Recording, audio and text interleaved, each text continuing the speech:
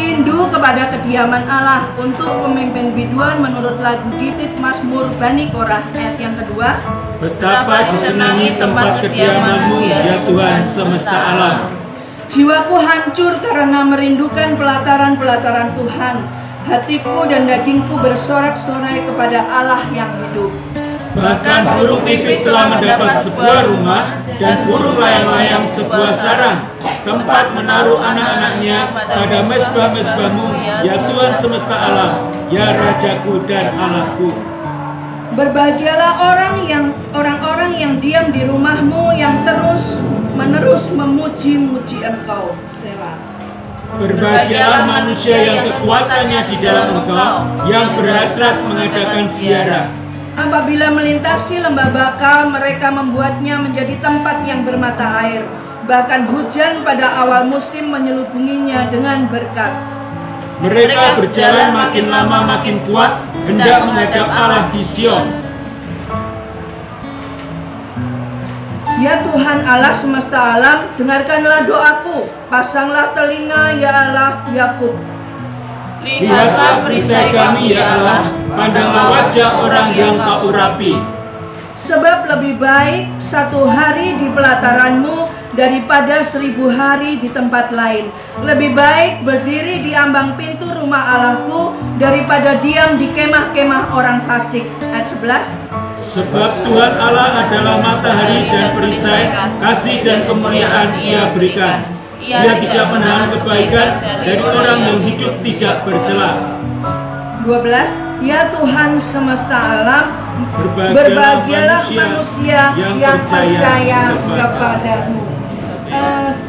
Saya ambil ayat yang terakhir ya, di sini 13. Ya Tuhan semesta alam, berbahagialah manusia yang percaya kepada-Mu. Saya tidak janjian ya sama Bu Andi lagunya. Segala perkara dapat ku tanggung di dalam Dia yang memberi kekuatan. Bapak Ibu Saudara, saya janjian sama Bu Nyoto kemarin. Aku kira ra teko badan rasanya sakit semua, tapi karena aku janjian dengan Bu Nyoto ya. Saya datang, udan deres aku teko.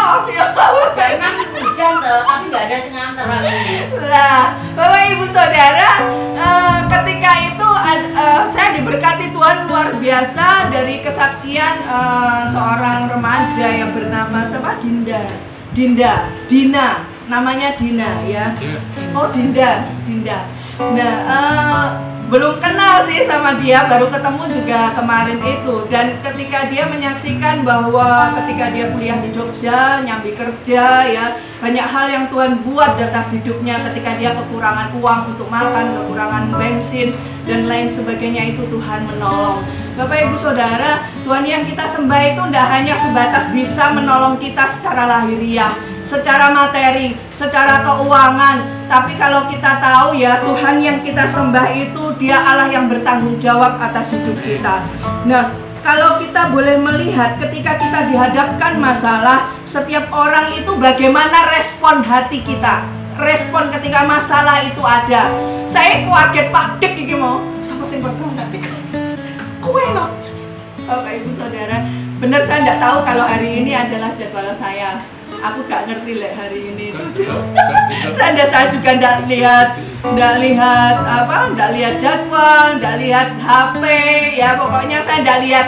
Sedino ya aku umek karo Bu Peti. Ngalor ngidul ya Bu Peti tak tinggal di kene. Aku ngalor, aku ngidul ya ngalor ya. Balik neh aku ngidul, balik neh ngalor. Omah akeh dadi juragan iki susah Bapak Ibu Saudara. Kudu ngalor ngidul ki jadi kaya omah loro. Lah nek omah papat Bapak Ibu Saudara. Nah ini hanya intermezzo ya, tapi ketika saya tahu Tuhan itu Allah yang bertanggung jawab atas hidup saya dan keluarga dan jemaat yang ada di tempat ini. Buktinya apa? Ketika kita membutuhkan tempat, Tuhan itu jawab. Ketika kita bilang Tuhan kurang gede, dikei luwih gede. Jek njaluk kurang gede nah Mbak Tuhan, Bapak Ibu Saudara. Nah, ketika kita tahu, ketika saya bertemu dengan Cik Lan ini adalah nggak nyangka ya, karena ya wes nggak mungkin, tak pikir juga nggak mungkin. Saya tahu keberadaan beliau itu saat-saat ini seperti apa, dan saya juga nggak tahu kalau ada tempat di tempat ini.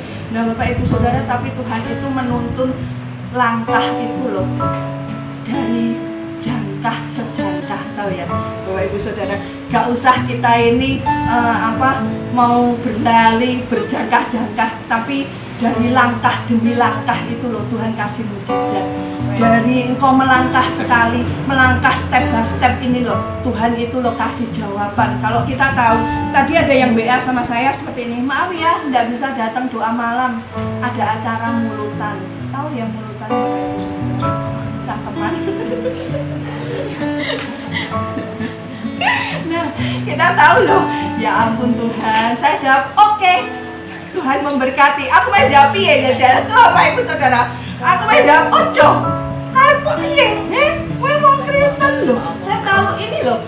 Di saat-saat ya satu detik-detik langkah kita ketika kita ini mengikut Kristus itu pilihan respon hati. Makanya apa? Ketika ada masalah, ketika ada problem, banyak orang yang dinamakan Kristen, mereka ini tidak kuat, mereka ini monteng.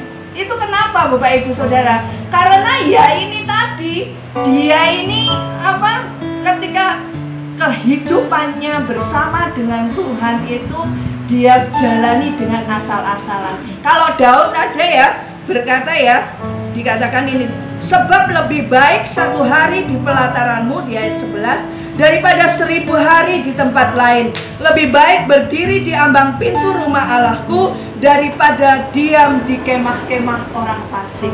Daud, dia ini raja yang luar biasa. Yang namanya raja itu kaya atau miskin Bapak Ibu Saudara? Dia pasti kaya raya, prajuritnya banyak ya, bodyguardnya pasti juga banyak. Tapi dia menyadari bahwa tidak bisa hidup tanpa Tuhan Bapak Ibu Saudara. Tapi banyak dari kita ya, ada seseorang ketika saya pernah ini Bapak Ibu Saudara pernah meminjam sesuatu ya, keuangan kepada seseorang.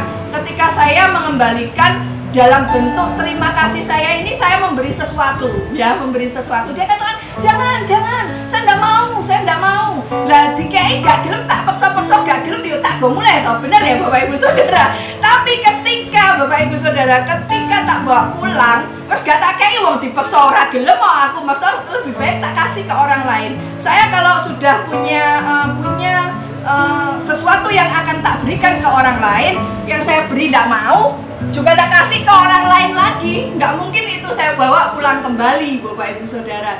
Dan suatu ketika ketika dia mungkin seperti ini ya, aku kok gak dikei yo malian, kok nggak diberi ya, loh lah tak kei gak gelem, yo mending aku timbangane kakean drama tak kasih ke orang lain kan. Masa arep koyo-koyoan gak mau, saya tidak mau, tak kasih, dia tetap tidak mau, dia wes tak kasihkan ke orang lain. Singkat cerita, orang ini bercerita kepada orang lain Bapak Ibu Saudara. Dia bercerita seperti ini, saya tidak suka sama Bu Yuli itu, dia ini ditolong tidak tahu berterima kasih. Ono piye ya jalan. Masalah enggak ini? Masalah ya. Tapi bagaimana respon saya? Lek aku pegel tak tuwakui kalau sandal Bapak Ibu Saudara. Tapi ketika itu tak bawa dalam doa aja. Tuhan, Engkau tahu segala kebenaran, Engkau tahu segala perbuatan baik, Engkau tahu apa yang aku lakukan, dan Engkau tahu apa yang ada di dalam hati saya. Singkat cerita Bapak Ibu Saudara, seseorang ini datang kembali kepada saya. Dia katakan, minta maaf kalau saya pada waktu itu tidak menerima, tapi sekarang saya membutuhkan. Piye Bapak Ibu Saudara, saya sangat membutuhkan sekali. Terus kira piye jajali? Agak salah lagu. Pasti sambat-sambat, sangat membutuhkan. Aku pasti enek apa-apa Bapak Ibu Saudara. Bener-bener saya juga tidak ada. Terus saya sampaikan, berdoalah. Makanya jangan sia-siakan segala berkat itu yang sudah ada di depan mata kita. Ya, ini berkat loh, wis ngarepmu sudah diberikan kepadamu, ini berkat. Kalau engkau menolak, suatu saat engkau membutuhkan. Loh, saya ini memberi seseorang gak gemen-gemen Bapak Ibu Saudara ya. Minimal paling gak pasti nominalnya 100.000 ke atas lah. Paling ada beras, ada ini karena saya ditolong, karena ditolong.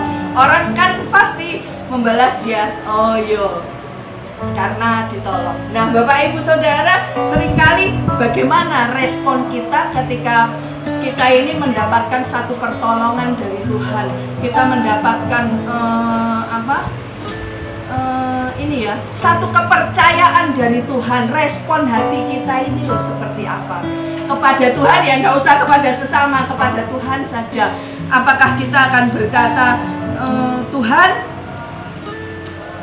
wes pokoknya aku yo sak mampuku ibadah, pokoknya aku yo sak mampuku aku melayani, pokoknya aku yo sak isoku ae lah, lek aku senggang aku yo datang, kalau aku bisa aku yo datang, kalau aku ndak bisa ya maafkan aku Indonesia. Bapak Ibu Saudara, tipe-tipe orang-orang yang seperti ini seringkali kita ndak akan mendapatkan kesempatan kedua dari Tuhan. Ini ya. Dan ada satu ayat lagi, ayat yang ke-11 di sini dikatakan, sebab Tuhan Allah adalah matahari dan perisai, kasih kemuliaan Ia berikan. Ia tidak akan menahan kebaikan dari orang yang hidup tidak bercela. Bapak Ibu Saudara, kalau hidup kita ini benar-benar tidak bercela ya, hidup menurut jalan yang ditetapkan oleh Tuhan, langkah demi langkah, jangkah sak jangkah sangkaya wae dhewe jangkah iki lho disertai oleh Tuhan. Sekalipun sekali jangkah keplecok keblowok Bapak Ibu Saudara, Tuhan sanggup nggak membuat kita berdiri. Kita kan jangkah itu kita nggak tahu loh, sing tegak dinci iya wae dhewe ini kuat nggak.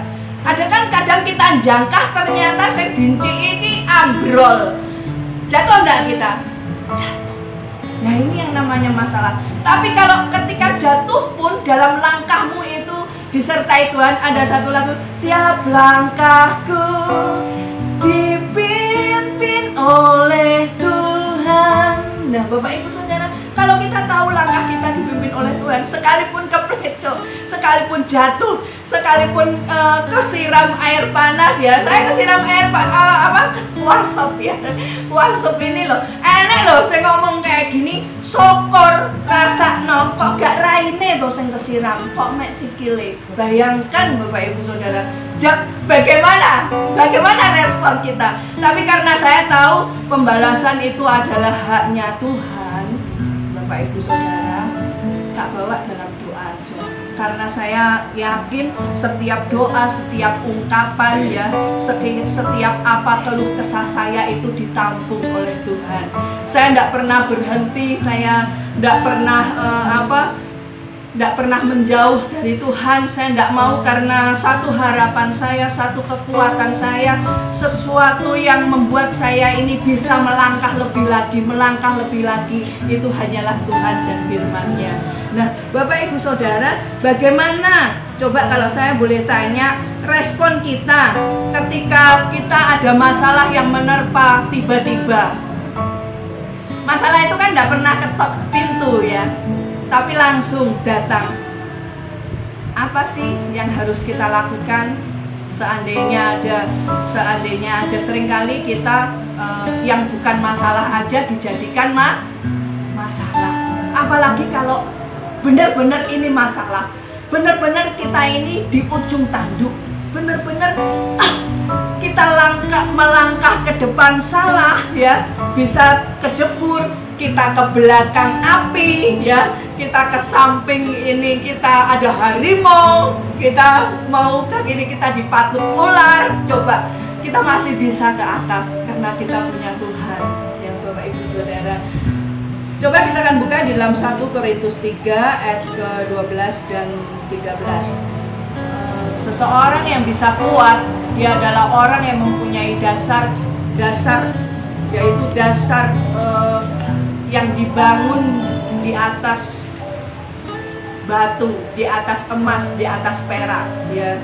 Di situ dikatakan ayat yang ke-12 dan 13, Entahlah orang membangun di atas dasar ini dengan emas, perak, batu permata, kayu, rumput kering, atau jerami. Sekali kelak pekerjaan masing-masing orang itu akan nampak. Bapak Ibu Saudara, nah kenapa ini adalah khotbah Paulus kepada jemaat di Korintus, ya disitu katakan entahlah orang membangun di atas dasar ini dengan emas, dengan perak, batu permata, kayu, rumput kering atau jerami, sekali kelak pekerjaan masing-masing orang akan nampak. Bapak Ibu Saudara, seringkali kita terlihatnya kita ini setia, terlihatnya kita ini mengagumkan di depan orang, ya, terlihatnya kita ini pekerjaan kita ini bagus sekali. Tapi kalau dasar yang kita bangun ini hanya dari jerami, Bapak Ibu Saudara, pada suatu saat kita akan tertiup angin, karena jerami itu adalah apa? Dia ini sekam, kena hembusan nafas kita aja dia terbakar. Suatu ketika saya membaca sebuah buku dari yang ditulis oleh Reinhard Bonnke. Saya suka sekali buku-buku beliau yang sudah diterjemahkan banyak sekali. Saya membaca, saya dipinjami oleh teman saya pada waktu saya bekerja itu di Jakarta, banyak waktu luang, ya, ketika saya malam saya banyak membaca. Suatu ketika ada seorang hamba Tuhan ini, dia menuliskan seperti ini. Ketika seseorang itu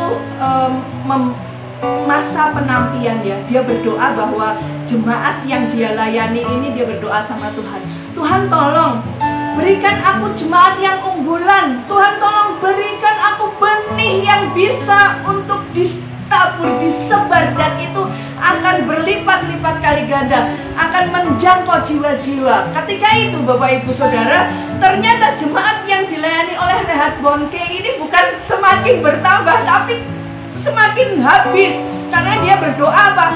Tuhan kasih yang unggulan, Tuhan kasih benih yang benar-benar bagus, benih-benih yang benar-benar. Nah, ketika itu dikatakan jemaatnya misalnya 400 itu bisa jadi 100.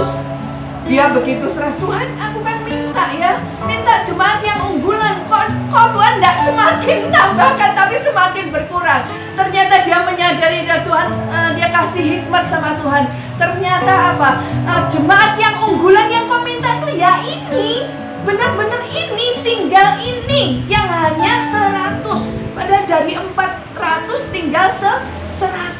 Tapi ketika yang unggulan ini benar-benar menaruhkan kepercayaannya, pengharapannya kepada Tuhan, dia melayani, dia sebar di berbagai kota. Ya, hamba-hamba Tuhan ini disebar berbagai kota, merinding saya Bapak Ibu Saudara. Ketika dia ada melayani di kota A, di kota B, di kota C, semuanya, seseorang bibit yang unggul yang dia tanam ini menghasilkan banyak jiwa pertobatan. Yang di sana menghasilkan banyak jiwa pertobatan, di sana menghasilkan banyak jiwa untuk pertobatan. Bapak Ibu Saudara, kalau kita tahu, bayangkan kita yang ada saat ini, saya katakan inilah unggulan itu, ya. Kalau kita yang unggulan ini ada beberapa orang, tolong dihitungkan Pak Jemi, berapa orang kita? Coba, ya. Ada 20? Hah? 20 pas. Coba, yang unggulan ini ketika Tuhan serahkan, engkau akan dipakai Tuhan luar biasa untuk menjangkau jiwa. Dan ketika engkau tumpang tangan orang sakit, mereka sembuh. Ketika engkau berdoa untuk yang lemah, mereka jadi kuat. Bapak Ibu Saudara, 20 ini Tuhan akan lipat gandakan menjadi beratus-ratus. Amin. Yang tentu untuk yang bagaimana? Ya yang benar-benar punya ini tadi loh, percaya yang penuh sama Tuhan, ya. Bapak Ibu Saudara, ayat yang ke-11 di situ dikatakan, ya Tuhan semesta alam, berbahagialah manusia yang percaya kepadamu. Percaya ini gak hanya di mulut loh Bapak Ibu Saudara. Percaya Yesus, percaya. Yakin percaya Yesus, percaya. Coba kalau dia keluarkan pistol laras panjangnya, masih kau percaya Yesus? Kalau kau percaya Yesus, kau tak tembak mati. Coba Bapak Ibu Saudara, mau tetap bilang aku percaya Yesus? Tak mungkin. Pasti akan menyangka. ini sesuatu ini kita belum diperhadapkan hal yang seperti ini. Hanya masalah-masalah yang kecil. Coba Bapak Ibu Saudara, kita bayangkan kita hanya diperhadapkan soal mungkin besok nggak ada beras, bayar sekolah besok nggak ada uang, cuman seperti itu saya katakan itu hanyalah masalah yang sangat kecil. Ketika kita mau benar-benar bekerja membanting tulang, semua itu sudah akan tercukupi Bapak Ibu Saudara. Tapi kalau sesuatu Tuhan menghendaki satu iman yang benar-benar militan, sesuatu yang benar-benar Tuhan itu mau engkau ini dipercaya, engkau benar-benar punya mulut dan hati yang percaya kepada Tuhan. Coba satu ayat, ketika kita ini hanya berkatanya itu asal-asalan ya Bapak Ibu Saudara. Ayat yang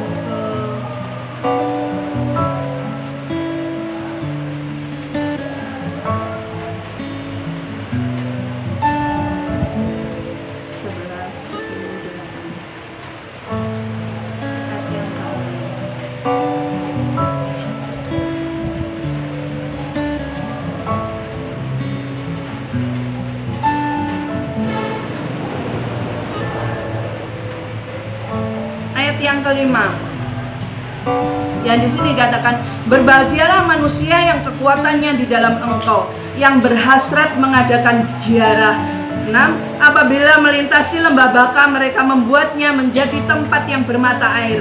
Bahkan hujan pada awal musim menyelubunginya dengan berkat. Mereka berjalan makin lama makin kuat, hendak menghadap Allah di Sion. Bapak Ibu Saudara, satu berkat yang benar-benar Tuhan taruhkan kepada kita, yang benar-benar kita ini punya hati itu percaya kepada Tuhan. Ya, gak cuma omongane, oh ya, Bapak Ibu Saudara, kita bilang kita percaya, kita bilang kita mengasihi Tuhan, tapi sesuatu hal badai yang sedikit aja seringkali itu membuat kita ini undur dan jauh dari Tuhan. Makanya ketika di Matius 25 di situ dikatakan bahwa Bapak Ibu Saudara, sungguh aku berkata kepadamu, aku tidak mengenal engkau. Ya, di situ dikatakan bahwa ketika 5 gadis bodoh dan 5 gadis bijaksana, ya, dia datang sama menyambut untuk mempelai datang ya. Ketika mempelai datang itu yang masuk hanya setengahnya saja ya, 5 gadis yang bijaksana, dan yang bodoh ini dia nggak ikut masuk dalam perjamuan anak domba. Nah Bapak Ibu Saudara, saya yakin ketika kita berkumpul di sini, kita bersama, dan nanti pada akhirnya kita akan pulang ke surga, kita juga bersama-sama. Kita akan bersama-sama karena kita adalah bibit-bibit unggulan dari Tuhan. Ya, jadi keadaan kita apapun yang terjadi, kita akan semakin kuat, kita akan semakin naik, kita tidak semakin turun. Iman kita akan semakin tangguh, bukan semakin lemah. Ini yang boleh saya bagikan. Saya kembalikan Pak Gembala, mungkin ada yang mau disampaikan. Sama Tuhan, kita diberkati Tuhan luar biasa malam hari ini. Katakan, berbahagialah manusia yang percaya kepadamu. Saudara percaya kepada Allah kita harus tentu. Karena apa? Dengan kepercayaan kita itu menentukan berkatnya dinyatakan. Bahkan di dalam perikop di sana dikatakan rindu kepada kediaman Allah. Kita semua tentu rindu mempunyai tempat kediaman untuk kita bisa memuji dan menyembah Tuhan. Amin. Sekalipun kita kemarin berjalan dari satu tempat ke tempat, dan ini persinggahan yang ketiga, kita percaya kalau di dalam ayat yang ke-4 dikatakan, bahkan burung pipit telah mendapat sebuah rumah, dan burung layang-layang sebuah sarang, tempat menaruh anak-anaknya. Pada mezbah-mezbahmu, ya Tuhan semesta alam, ya Rajaku dan Allahku. Ya. Binatang aja dipelihara, diberikan sarang, diberikan tempat. Apalagi kita yang rindu datang untuk menyembah dan memuji Tuhan. Pasti kita akan diberi tempat yang lebih luar biasa lagi. Amin. Sebab mari terus melangkah, terus berjalan bersama dengan Tuhan. Miliki kerinduan, miliki kepercayaan kepada Allah sepenuhnya, supaya apa? Ketika kita melangkah tidak menjadi lemah, tetapi kita semakin hari semakin menjadi lebih kuat.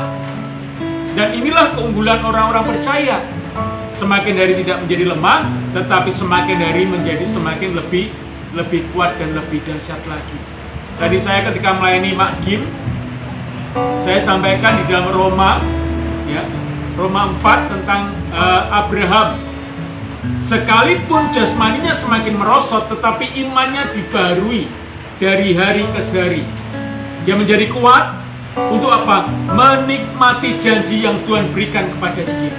Demikian juga setiap kita semua. Malam hari tadi dikatakan bahwa kita ini adalah jemaat-jemaat unggulan. Amin. Jemaat-jemaat unggulan, jemaat-jemaat pilihan daripada Allah sendiri. Hari ini di tempat ini saudara sudah menyatakan bahwa inilah rumah Allah. Inilah gereja Tuhan yang Tuhan percayakan bagi kita. Ayo kita mau memiliki hati yang penuh dengan kerinduan. Ya. Kalau orang punya kerinduan, punya perasaan cinta, dan ini gayung bersambut, maka akan terjadi sesuatu yang luar biasa. Amin. Ketika kita pernah menjadi seorang sepasang kekasih, halo, ada yang pernah mengalami jatuh cinta? Halo, enggak ada suaranya. Bertepuk sebelah tangan apa enggak? Gayung bersambut, ya. Klop. Apalagi yang hubungan LDR jauh, ketika ketemu mesti senang. Oh, begitu luar biasa. Demikian juga ketika kita rindu untuk datang di rumahnya Tuhan. Ya, saya aja yang masih kita ada tempat ini aja senangnya luar biasa. Mau tak bikin bagus. Amin, saudara. Saya ngomong sama Bu Gembala, dia ngomong, "Bu, gue lah bawa wapi terus pilih wes bar gue." Ya terserah. Saudara, terserah. Kalaupun kita nanti lepas di tempat ini, ya kita memberkati, menjadikan baik. Amin. Kenapa? Kita dimanapun kita berada, kita harus bisa menjadi berkat. Amin. Bisa menjadi berkat. Ya, kapan hari atau tadi ya yang diseru Pak Andi, apa itu GP Galilea berbagi. Itu saya post di tempat saya, yang lihat banyak. Padahal saya hitung berapa. Cuma saya kresek ya, nggak berkresek-kresek, nggak ratusan. Berapa Badi yang di bawah? 20. Cuma 20 ya. Itu adalah langkah yang luar biasa. Saya pernah ikut membantu pelayanan di sebuah gereja yang cukup terkenal, cukup besar, banyak jemaatnya. Tapi itu suatu kepedulian untuk aksi sosial dia mengerjakannya. Jarang, bahkan nggak pernah. Tapi saya bangga ketika itu dinyatakan, dan inilah kita adalah gereja-gereja yang unggul, benih-benih yang unggul. Amin. Saya tidak pernah menyuruh, saya tidak pernah meminta, tapi semuanya bisa bekerja sendiri. Itu luar biasa. Ya. Tadi seperti Ibu Gembala katakan, kalau benih itu berisi, dia akan tetap jatuh pada tempat yang tepat. Kalau tidak ada isinya, kena angin akan kabur. Yang terdahulu bisa menjadi terkemudian, tetapi yang terkemudian bisa menjadi yang terdahulu. Makanya ayo terus kita melekat lebih lekat lagi sama Tuhan. Kenapa? Waktunya sudah tidak lama lagi. Tapi ketika orang-orang yang melekatkan hati kepada Tuhan, yang rindu ya untuk datang di rumah Tuhan, ayat yang kedua dikatakan, betapa disenangi tempat kediamanmu, ya Tuhan semesta alam. Jiwaku hancur karena merindukan pelataran-pelataran Tuhan. Hatiku dan dagingku bersorak-sorai kepada Allah yang hidup. Dikatakan, jiwaku hancur karena merindukan pelataran-pelataran Tuhan. Hatiku dan dagingku bersorak-sorai kepada Allah yang hidup. Ini ungkapan yang begitu luar biasa dari seorang pemazmur yang merindukan bisa datang ke pelatarannya Tuhan. Karena pada waktu pemerintahan Daud, dia belum bisa mendirikan yang namanya Bait Allah. Dan Tuhan pun tidak berkenan kepada Daud. Karena Daud ini tangannya penuh dengan penumpahan darah. Tapi dia teguhkan bahwa anakmu nanti yang akan bisa mendirikan Bait Allah untuk aku tinggal di dalamnya. Tapi Daud memiliki gairah yang luar biasa untuk bisa senantiasa dekat kepada Allah. Karena dia bingung ketika dia tinggal di istana, tabut itu cuma ada di kemah. Tapi tabut Allah ada pada setiap kita semua. Amin. Yang rindu untuk terus melekat kepada Tuhan. Dan mari jadikan hidup kita menjadi bait Allah. Pujian tadi juga luar biasa. Jadikan aku bait sucimu yang kudus dan yang tiada bercela. Jadikan aku saudara? Mesbah doamu bagi keselamatan bangsaku. Kalau saudara bisa dijadikan alatnya Tuhan ini, masalah jiwa-jiwa nanti datang memenuhi gerejanya itu gampang, saudara. Amin. Tuhan sendiri akan mengirimkan jiwa-jiwa dan persiapkan diri kita untuk sama-sama melayani pekerjaan Allah. Tuhan Yesus memberkati kita semuanya. Ku bawa hidupku sekarang ke tempat kudus-Mu, Tuhan. Di mezbah-Mu ku serahkan seluruh hidupku.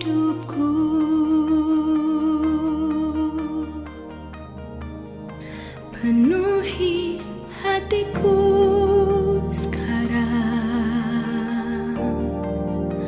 dengan urapan yang baru,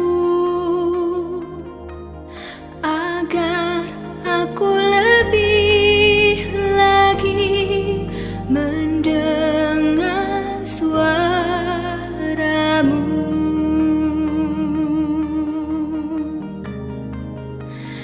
Jadikan aku, Tuhan, rumah doa-Mu, agar semua suku bangsa datang menyembah-Mu.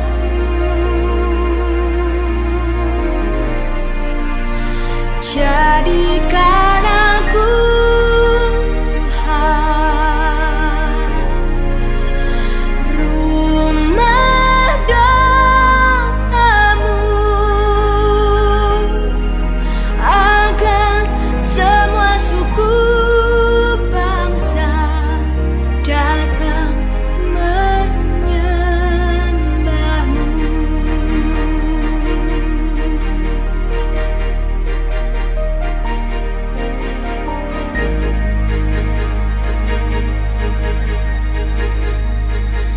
Ku bawa hidupku sekarang ke tempat kudus-Mu,